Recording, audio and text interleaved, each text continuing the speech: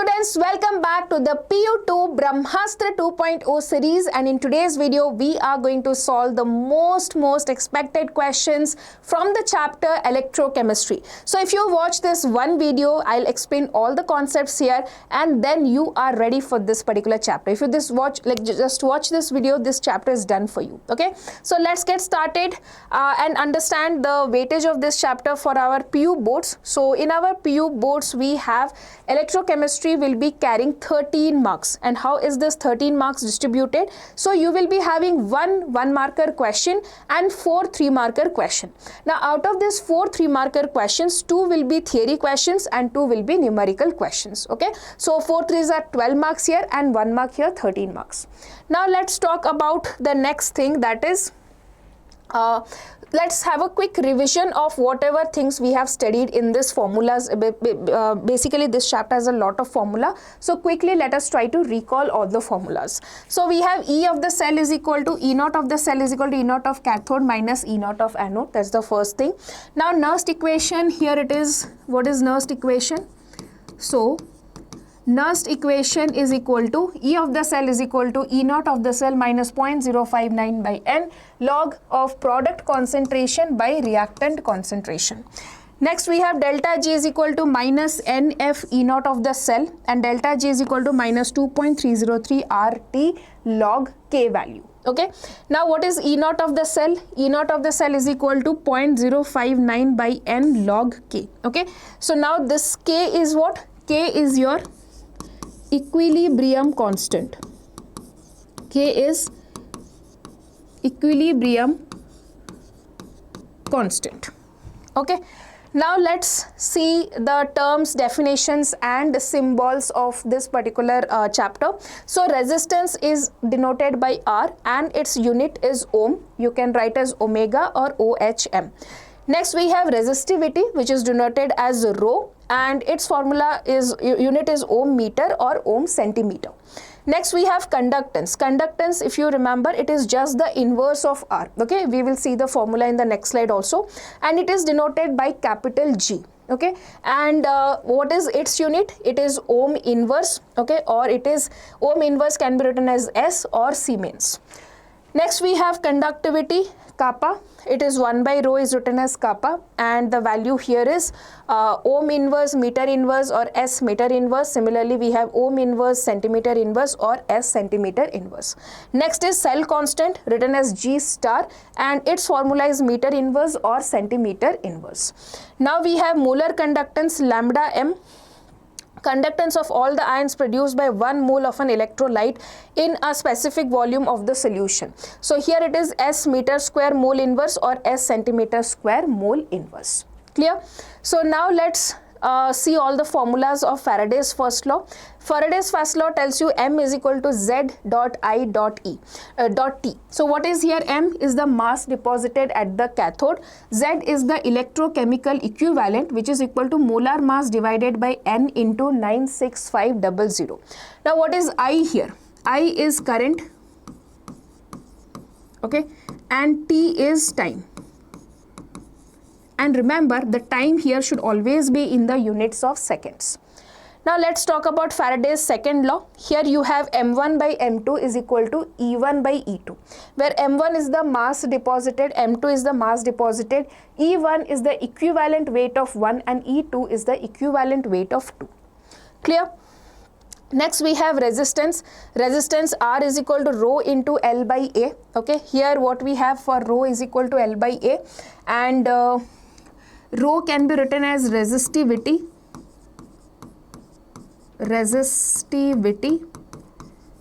L can be written as length. Okay, and A is area of cross section. Okay, next we have resistivity formula, rho is equal to RA by L. Okay, that is there. Next we have cell constant. Cell constant formula is G star, which is equal to L by A. Okay, now we'll see conductance. Conductance, as I told you, is inverse of resistance, so it is 1 by R. Next it is conductivity. Again, this is inverse of resistivity, K, or you can write down here, this is inverse of resistivity. Okay, 1 by R dot L by A. Next we have molar conductance, which is kappa into 1000 by C. Clear? So this is all about the formulas that we need in this particular chapter. Now let's talk about the first 1 marker question, that is EMF of the hydrogen electrode in terms of the pH will be. Okay, so what is the hydrogen electrode? How can I write it? It is like H plus 1 electron gives you half of H2. Right, this is the formula.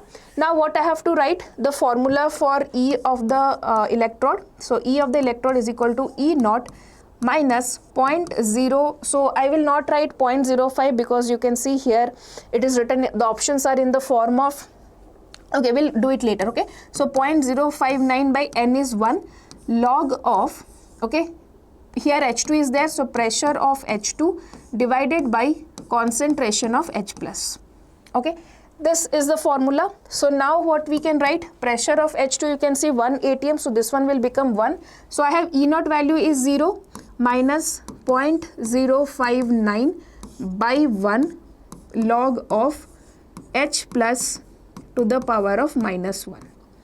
Now what I will get here? Minus, then I will have this minus can come here, 0.059, okay. This I will write like this, minus log H plus, okay. So I'll just keep the brackets little bit, wait, so yeah, this is there. So next what I can write? Minus 0.059 and this value is pH, okay. So the E of the cell will be equal to minus 0.591 pH, which is option number D here. Next, we have the E naught values of Mg2 plus, Zn2 plus and Fe2 plus is given. Which of the following is correct? Okay. So now let us write down first the values that is given to us. Mg2 plus to Mg, that will give me the value is minus 2.37 volt. Okay. Then you have Zn2 plus to Zn. Okay. And there I will have minus 0.76 volt, okay. Then we have Fe2 plus to Fe, and that will be equal to minus 0.44 volt, okay. Now these are the reduction potentials given to you, right? Now if the reduction potentials are given, can we calculate reduction potential will be, the order will be what? Now which one will undergo reduction faster? Fe will undergo reduction faster because its value is highest, right? You can see the reduction potential order will be Fe2 plus will undergo reduction faster, then you have Zn2 plus will undergo reduction faster, and then you have Mg2 plus, it will undergo reduction faster. Right, this is the order by which reduction will take place. Now if this is the order of reduction, then what is the order of oxidation? If Mg is undergoing reduction least, that means Mg will undergo oxidation fastest, then you have Zn and then you have Fe, right? Magnesium, zinc and Fe.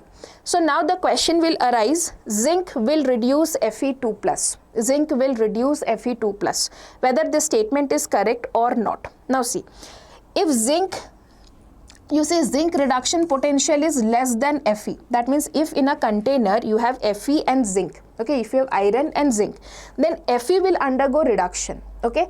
Fe will undergo reduction, that means Fe will oxidize zinc. So if just imagine like this, if you have like this Fe2 plus and Zn2 plus, okay, both of them are present. So what will happen? Since the reduction potential of Fe is more, Fe will undergo reduction like this. Fe2 plus will be converted to Fe, right? But if this is undergoing reduction, that means what? It will oxidize zinc. So what is the reaction of zinc happening?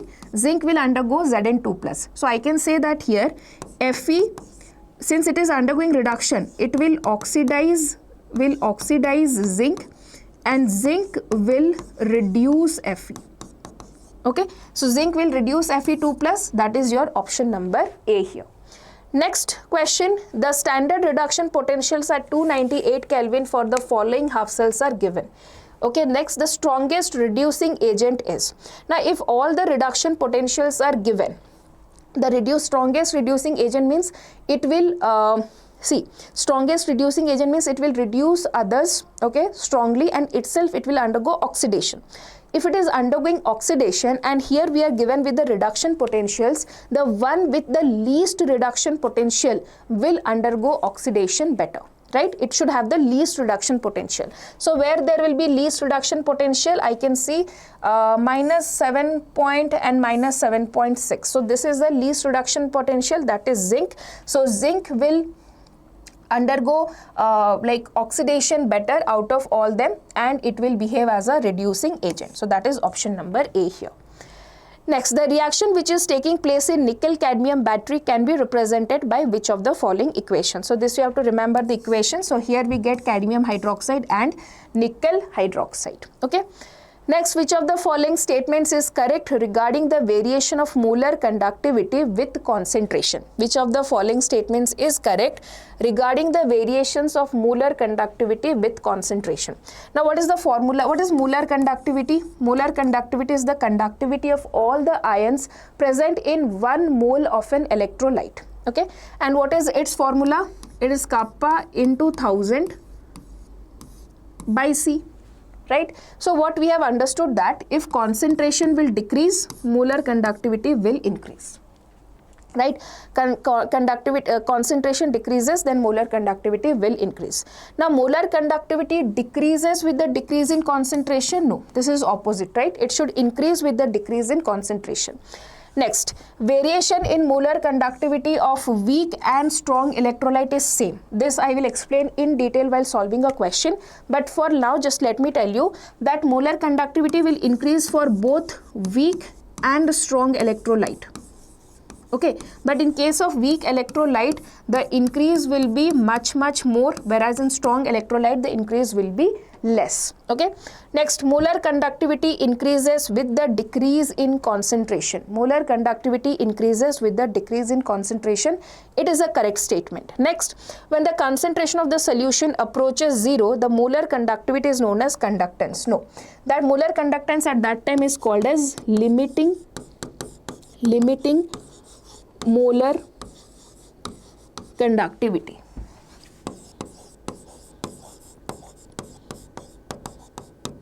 Which is denoted as lambda naught m. Okay, limiting molar conductivity. So when concentration of the solution approaches 0, the molar conductivity is known as limiting molar conductivity. So this statement is also incorrect. Correct statement is option number C here. Next, consider the cell Cu to Cu2 plus and Ag plus to Ag. The EMF of the cell can be increased by. So what is the reaction we have? See, the reaction is like this. Copper is undergoing oxidation, and we have Ag plus to Ag.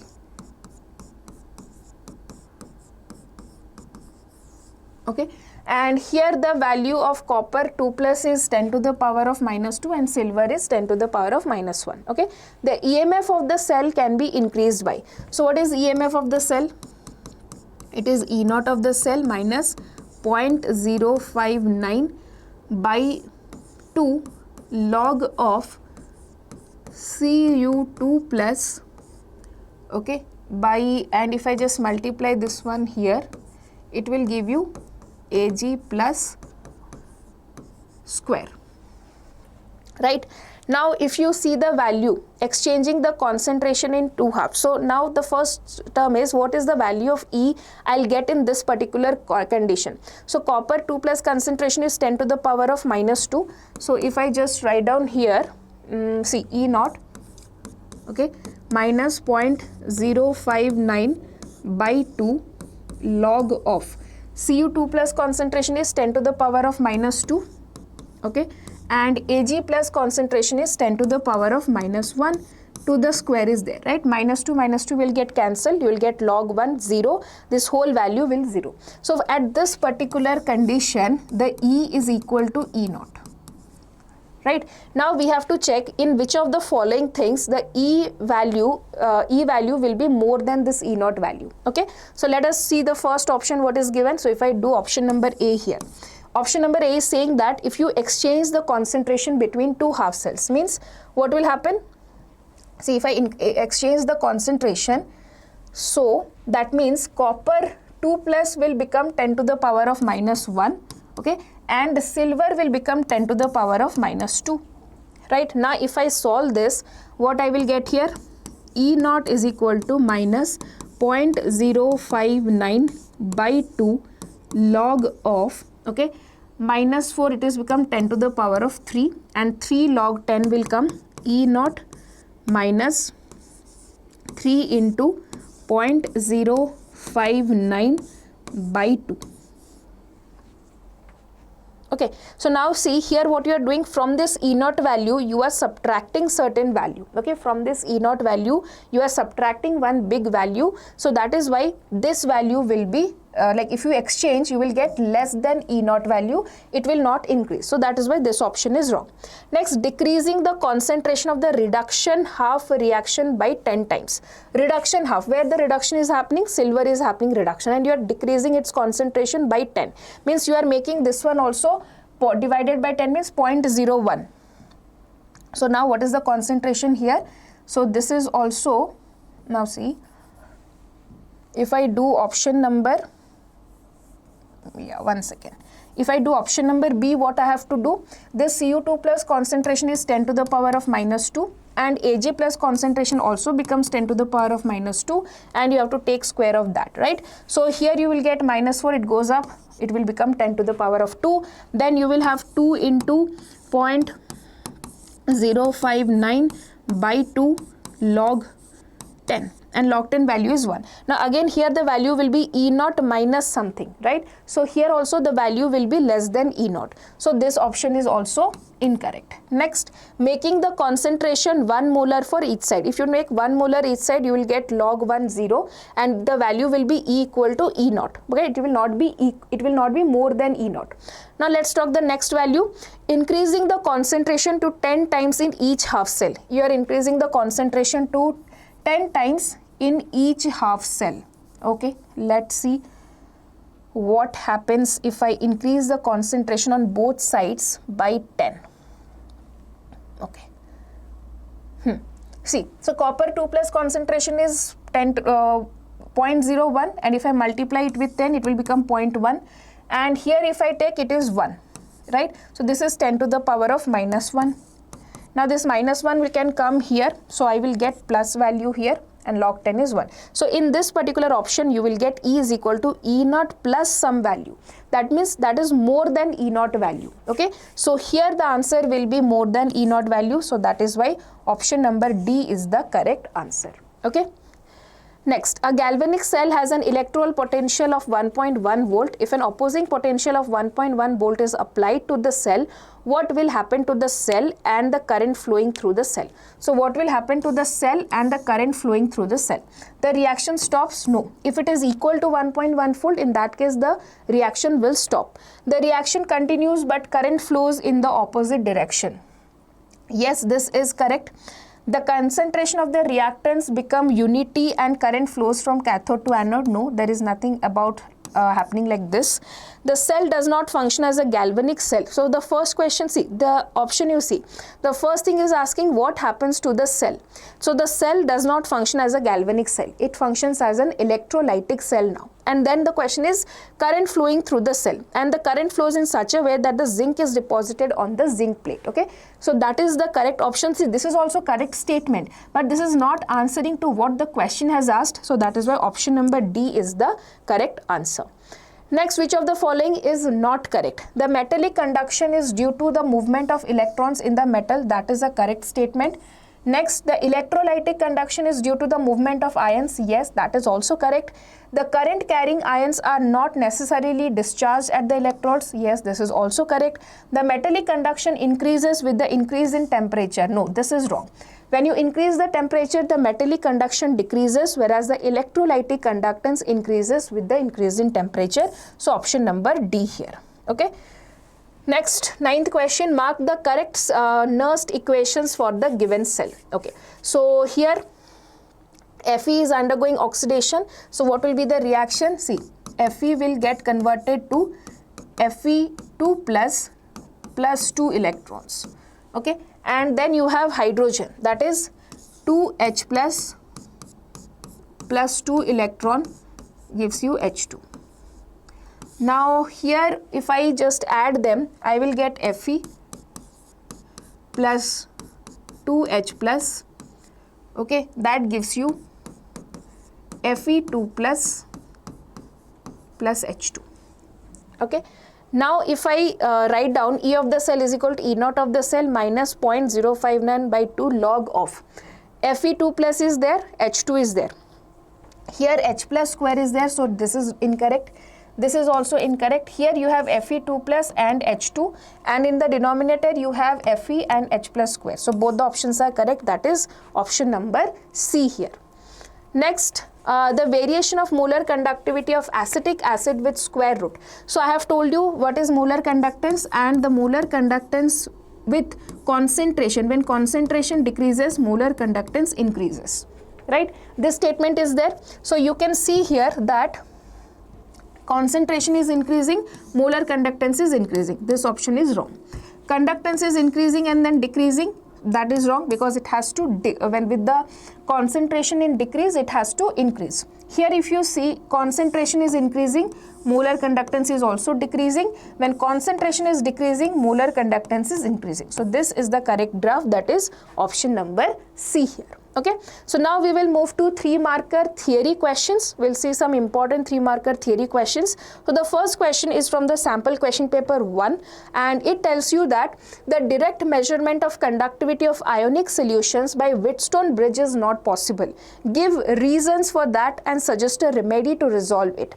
Okay, now see, what is the use of Wheatstone bridge? So if you have studied in physics, you have something like that. Okay, I do not remember properly, because it's a long time that I have left studying physics, but yes, somehow I remember here we have something like this, and we try to balance the resistance, and with that the unknown value can be calculated.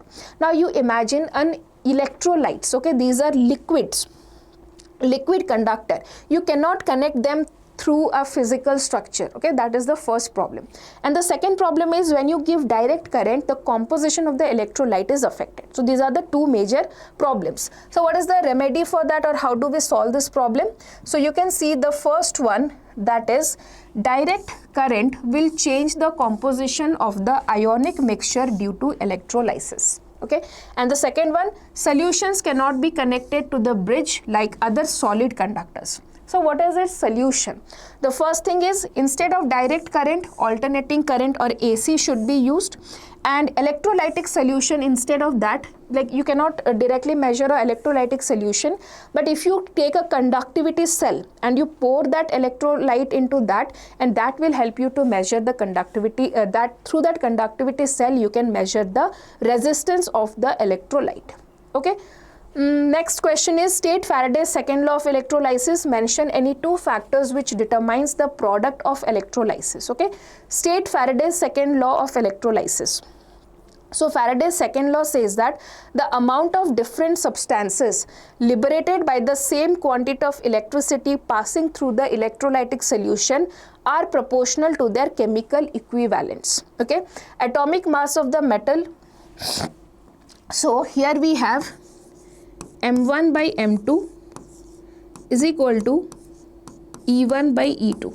This is Faraday's second law. Okay, and what is, once again, the amount of different substances liberated by the same quantity of electricity passing through the electrolytic solutions are proportional to their chemical equivalent weights. Okay, and how do we calculate equivalent weight? Equivalent weight is equal to molar mass divided by N. Okay, next, mention any two factors on which the product of electrolysis depends. So the product of electrolysis will depend on the nature of material being electrolyzed and the type of electrodes being used. Okay, these are two factors. Okay, next, plot a graph of molar conductivity versus root over of C for strong and weak electrolytes in the solution. For strong electrolytes, write the equation that represent the variation of molar conductivity with dilution. Okay, so now let's understand this concept in detail. So first of all, if you see, lambda m formula is what? Kappa into 1000 by C, right? So if the concentration will decrease, molar conductivity will increase. right? Now what is the condition for strong electrolyte? Okay, if you have strong electrolyte, so in case of strong electrolyte, what happens? There is complete dissociation.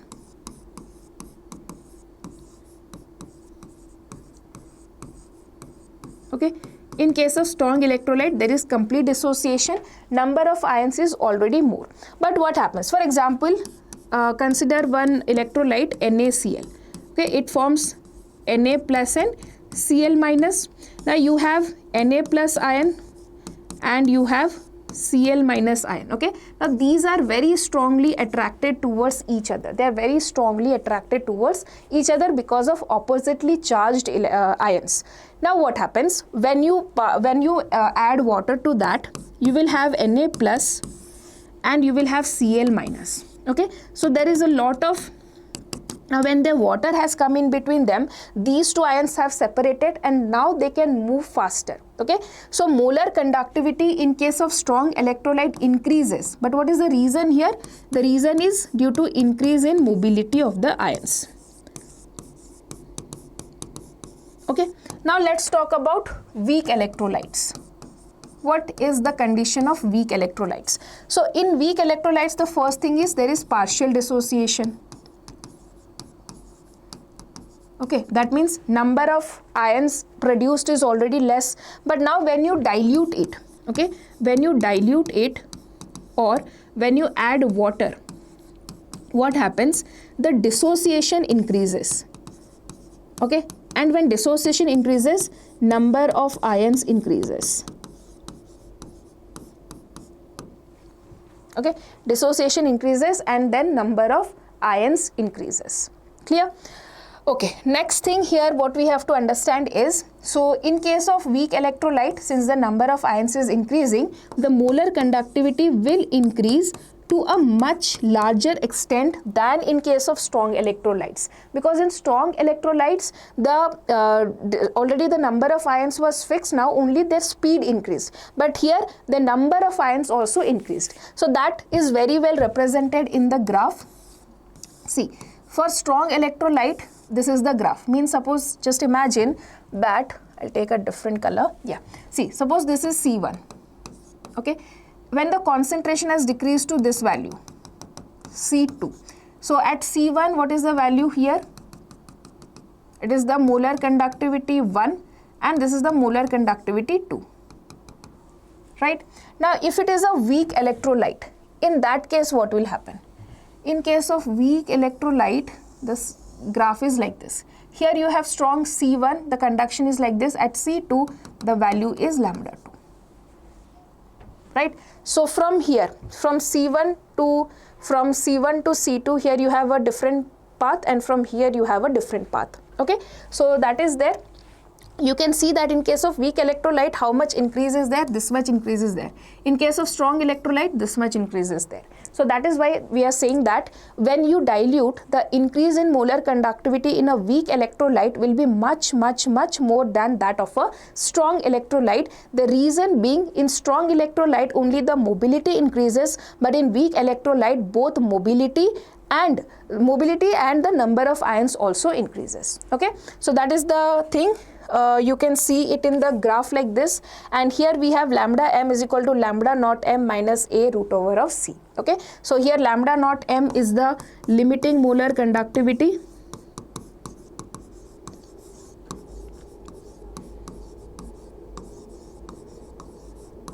Okay, okay, a is the constant and c is the root over of c. Okay, this is the graph you can see. Next, you have the question, during the working of a Leclanche cell, write the anodic and cathodic reaction. What is the role of the ammonia produced? So in the dry cell, you know what is the anodic reaction, what is the cathodic reaction, that you have to write. And what is the role of ammonia? The ammonia that is produced here is or forms a complex with Zn2 plus and we get a compound like this. Okay. Next is name the fuel cell that is used in Apollo space program and write its anodic and cathodic reaction. So the fuel cell that is used is your hydrogen oxygen fuel cell, and what is its reaction? So cathodic reaction is where oxygen is get reduced and anodic reaction is where hydrogen gets oxidized. Okay, and the overall reaction is like this. Next, we have mentioned any 3 thermodynamic properties determined by using electrochemical cells. So these are delta G, delta H and delta S. Next we have in 2025 this year paper, so write a neat level diagram, cell representation and half cell reaction of the standard hydrogen electrode. Okay, so we have this one particular neat level diagram of the standard hydrogen electrode. Here you can see a platinum rod, then you have a platinum plate, and then it is covered in a what I'll say glass tube. Okay, then you have cell representation where you have level diagram. Cell representation is H2 gives you H plus, and the half cell reaction is equal to H plus plus electron gives you half H2. Clear? Next we have lead storage batteries commonly used as a secondary cell in automobiles. What is a secondary cell? And write down the reactions that occur at the anode and cathode during the discharging of the lead storage battery. Okay, so here you have secondary cell after use can be recharged by passing current through it in the opposite direction, so it can be used again. So we have primary batteries and secondary batteries. The use of secondary batteries is that it can be recharged again and again. Now what is the reaction here? So the cell reactions when the battery is in use are given below. So in anode what happens? Lead get oxidized to lead 2 plus, and in cathode you have PbO2 gets reduced to Pb. Okay, so these are 2 anodic and cathodic reactions. Next, the question is, what is the role of salt bridge in connecting anode and cathode or the 2 half cells?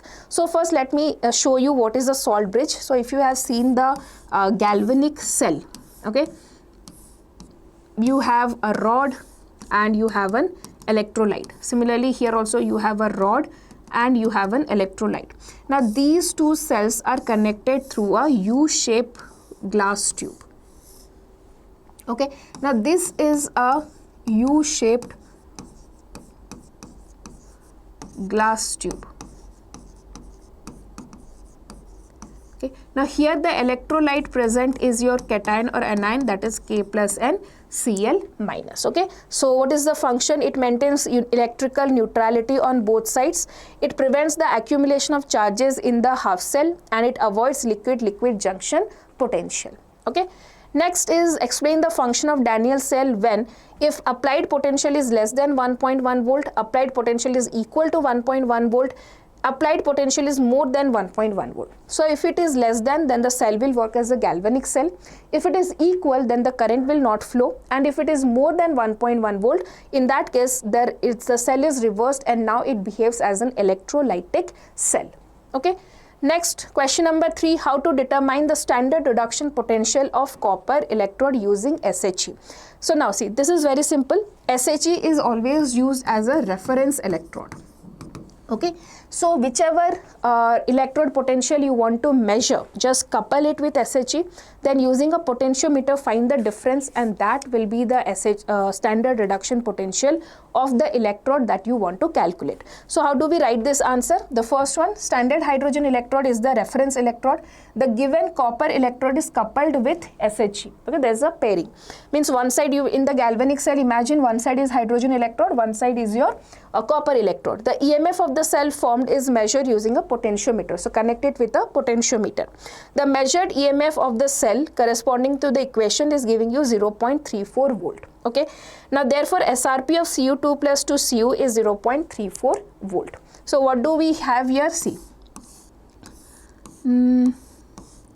Just imagine that you have this is your hydrogen electrode and potentiometer, and here you have the copper electrode. Okay. Now this value is suppose 0.0 volt, and so the difference comes here is, so I will not write like this, this is suppose X and this is Y. Difference comes here is 0.34 volt for example. Okay. So what is the value this we are calculating? This is cathode, this is anode. So E naught of the cell will be equal to cathode minus anode, so that is Y minus X, right? Now E naught of the cell is 0.34 and Y value we don't know, but yes, X value, since it is a hydrogen electrode, it is 0, that we know. So Y value has to be 0.34 volt. Okay, so that we can calculate here. Next is on what factors the electronic conductance or metallic conductance will depend. The electronic conductance will depend on the nature and structure of the metal, number of valence electrons per atom, and temperature. Next on what factors the electrolytic conductance will depend? It will depend on the nature of the electrolyte, temperature, and remember with temperature it increases. In this one with temperature increases, then the conductivity decreases. Okay.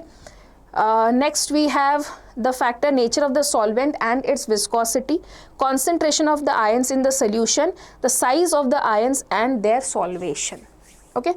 Next, question number 6, explain the variation of molar conductivity with concentration. So I have explained this already in detail. So now I'll show you how to write the answer. So first of all, for both strong and weak electrolyte, the molar conductivity increases with dilution. Okay. The molar conductivity increases. Now for the weak electrolyte, the molar conductivity increases much more than that of the strong electrolyte. Now what is the reason behind that? In weak electrolyte, the molar conductivity increases due to the increase in the dissociation of ions, whereas in strong electrolyte, it is because of the increase in the mobility of the ions. Okay. Next, what is Kohlrausch law and write its application. So see, if you have an electrolyte, NaCl, okay, the conductivity of this electrolyte is the sum of the conductivity of Na plus and the conductivity of Cl minus. Okay. So here we have Kohlrausch law. It states that the molar conductance of an electrolyte at infinite dilution is equal to the sum of the ionic conductance of respective cations and anions of the electrolyte. Its applications are, it is used to determine the molar conductivity of the weak electrolyte, which can be determined, and it is used to determine the extent of dissociation.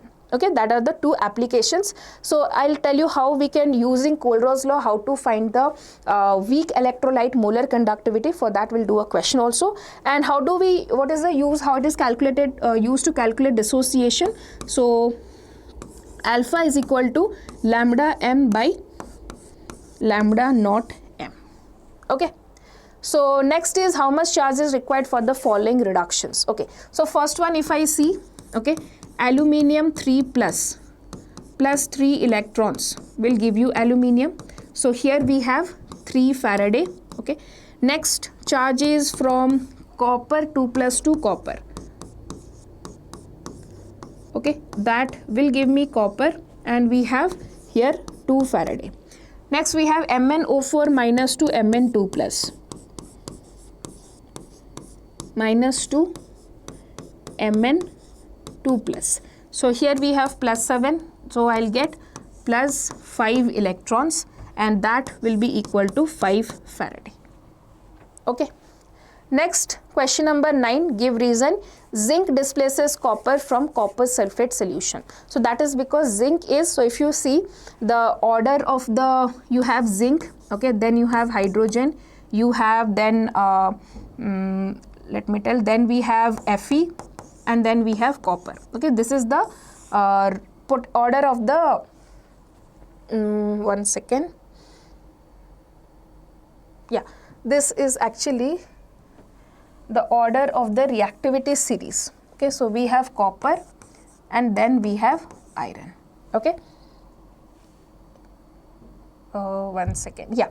So now I'll just show you the answers how to write. See.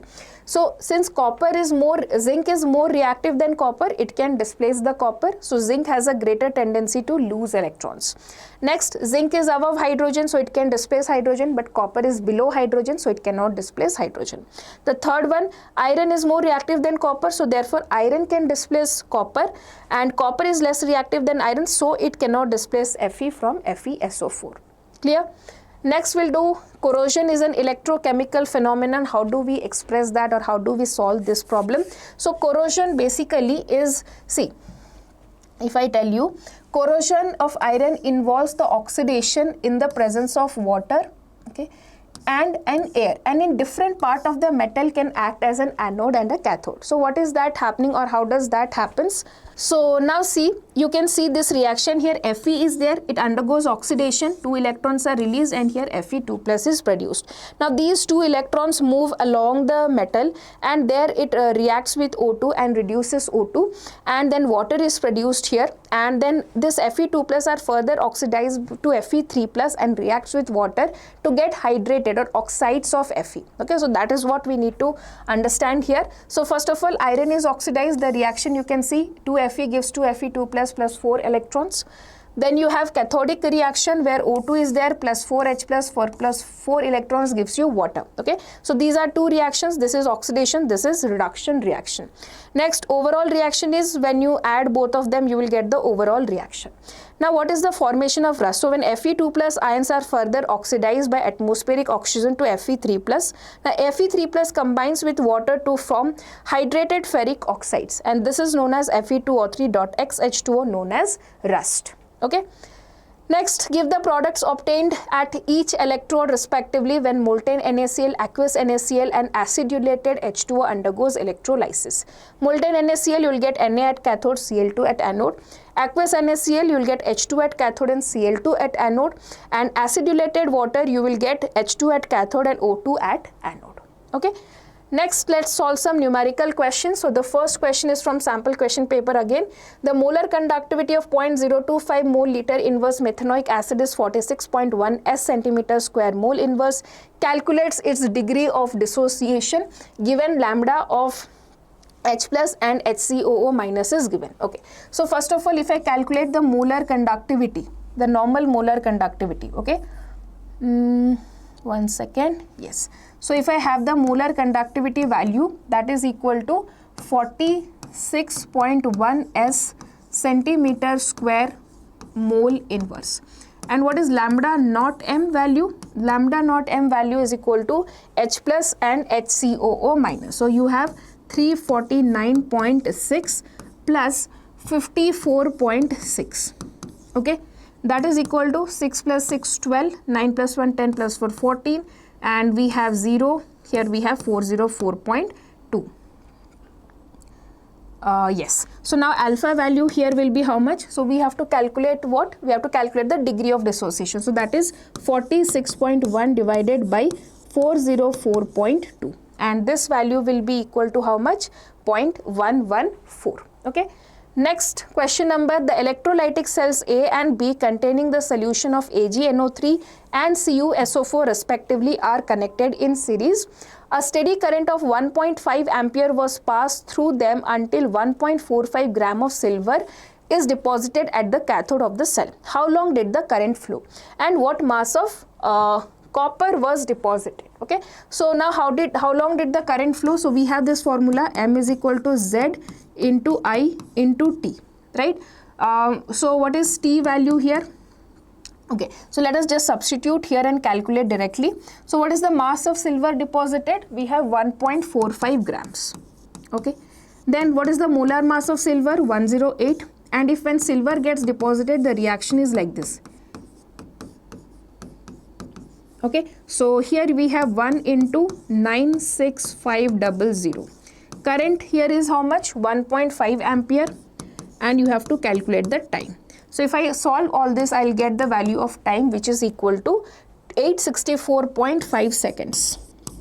Here you can use calculator and do this calculation very easily. Now let's talk about the second part, which uses Faraday's second law. So mass of copper deposited by mass of silver deposited will be equal to the equivalent weight of copper by equivalent weight of silver. Okay, now equivalent weight of copper is equal to 63.5 by 2, and the equivalent weight of copper, this one, and silver is 108 by 1.